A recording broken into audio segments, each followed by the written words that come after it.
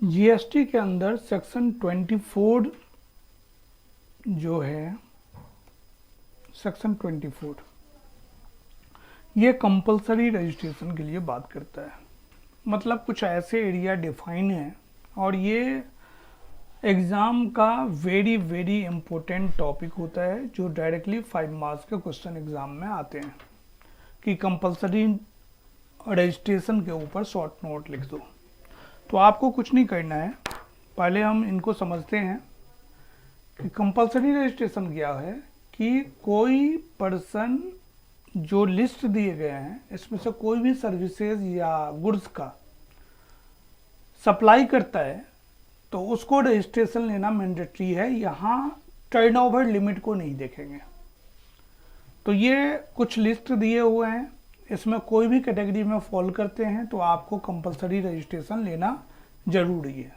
तो directly exam में question आ सकता है कि कंपलसरी रजिस्ट्रेशन पे आप शॉर्ट नोट लिखो या सेक्शन 24 को आप डायरेक्टली एक्सप्लेन करो। तो आप देखेंगे कि यहाँ कुछ लिस्ट है, टोटल 12,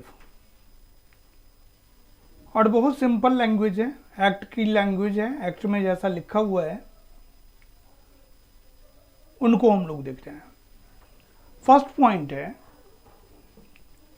इन्होंने बोल दिया कि जो 20 लाख और सेक्शन 22 सबसेक्शन 1 में क्या पढ़ा था आपने, जो लिमिट होता था 20 लाख का और 10 लाख का, जो 10 वाले लिमिट है वो 20 तक जा सकते हैं और 20 वाले हैं जो गुड्स के केस में 40 जा सकते हैं, सर्विस में केवल 20 जा सकते हैं।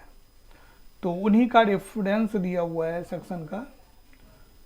Category of person shall be required to be the registered under this act. यहाँ पे हम देखते हैं कि कौन कौन से ऐसे पर्सन हैं जिनका कुछ नहीं देखेंगे। यदि इस तरह का एक्टिविटी कर रहे हैं तो आपको रजिस्ट्रेशन लेना पड़ेगा, टर्नओवर मैटर नहीं करता है। फर्स्ट पॉइंट है, person making any inter state taxable supply. यदि आप दिल्ली में हैं और यदि आप हरियाणा में, गुड़गांव में, तो ये दिल्ली एनसीआर का पार्टी है, लेकिन ये आपस में इंटर स्टेट टैक्सेबल सप्लाई करते हैं, एक स्टेट से दूसरे स्टेट करते हैं, तो आपको टैक्स जीएसटी नंबर लेना जरूरी है, कंपलसरी है। ऐसे ही पॉइंट नंबर 2 को देखते हैं हम लोग। कोई कैजुअल टैक्सेबल पर्सन है तो उनको जीएसटी नंबर लेना जरूरी है। अभी सेक्शन में हम पढ़ेंगे कैजुअल टैक्सेबल पर्सन क्या होता है। बस हिंट दे रहा हूँ कि जो पूरे सालों भर काम नहीं करते हैं, पर्टिकुलर कहीं प्लेस पर जाकर और बिजनेस 5-7 दिन के लिए कैंप लगा लिया तो उनको हम कैजुअल टैक्सेबल पर्सन कहते हैं। तो उनको भी एक जीएसटी नंबर लेना जरूरी होता है, जीएसटी नंबर लेना जरूरी है। तो इनको भी, जो कैजुअल टैक्सेबल पर्सन है, कभी कभी निकलते हैं काम करने के लिए, कहीं कैंप लगा दिया, वहाँ बिजनेस कर लिए, तो इस तरह के जो पर्सन होते हैं कैजुअल टैक्सेबल पर्सन होते हैं। एक्ट में कैसा लिखा हुआ है उस सेक्शन को हम क्लियरली आपको बताएंगे। तो उनको भी टर्नओवर का क्राइटेरिया नहीं देखना है, आपको रजिस्ट्रेशन लेना पड़ेगा। ऐसे ही कोई रिवर्स चार्ज में कुछ ऐसे आप जब सेक्शन 12 और सेक्शन 13 पढ़े थे, time of supply of goods, तो वहाँ भी हमने लिस्ट दे रखा है कि गुड्स में कौन कौन सा गुड्स है जो रिवर्स चार्ज में आता है और कौन कौन से सर्विसेज है जो रिवर्स चार्ज में आ रहे हैं। तो जो रिवर्स चार्ज के अंदर में है तो उनके लिए कोई लिमिट नहीं है, थ्रेशोल्ड लिमिट कि इतना टर्नओवर होना चाहिए तब हम रजिस्ट्रेशन लेंगे, आपको रजिस्ट्रेशन लेना ही पड़ेगा। ऐसे ही 4 में देखेंगे आप कि जब सेक्शन 9 सबसेक्शन 5 है, इसके अंदर ई कॉमर्स ऑपरेटर के बारे में लिखा हुआ है कि इलेक्ट्रॉनिक कॉमर्स ऑपरेटर। यदि कोई ई कॉमर्स ऑपरेटर हैं तो उनको भी हम जीएसटी में रजिस्ट्रेशन लेना पड़ेगा, टर्नओवर मैटर नहीं करेगा। नॉन रेसिडेंट है, नॉन रेसिडेंट, तो नॉन रेसिडेंट और कैजुअल टैक्सेबल पर्सन, इन दोनों का सेक्शन एक ही है, सारे प्रोविजन हम एक साथ देख लेंगे। तो चाहे वो कैजुअल टैक्सेबल पर्सन हो या चाहे नॉन रेसिडेंट हो, दोनों अलग अलग पॉइंट हैं, अलग अलग होते हैं और दोनों को ही बिना टर्नओवर देखे हुए जीएसटी नंबर लेने की ज़रूरत है। यदि कोई सेक्शन 51 के हैं जो टीडीएस वाले कॉन्सेप्ट हैं, पर्सन वो are required to deduct tax, मतलब TDS वाले जो सेक्शन है वहाँ उनको कुछ और नहीं देखना है, आपको GST रजिस्ट्रेशन लेना ही पड़ेगा। ऐसे ही 7th पॉइंट है कि person who makes taxable supply of goods और सर्विसेज और both on behalf of other taxable person as a agent, जो एजेंट कैटेगरी में है, हम किसी दूसरे पर्सन के बिहाफ पे गुड्स को बेचना चाह रहे हैं, कंसाइनर कंसाइनी का केस बोल सकते हो आप, तो उनको भी कंपलसरी रजिस्ट्रेशन लेने की ज़रूरत है।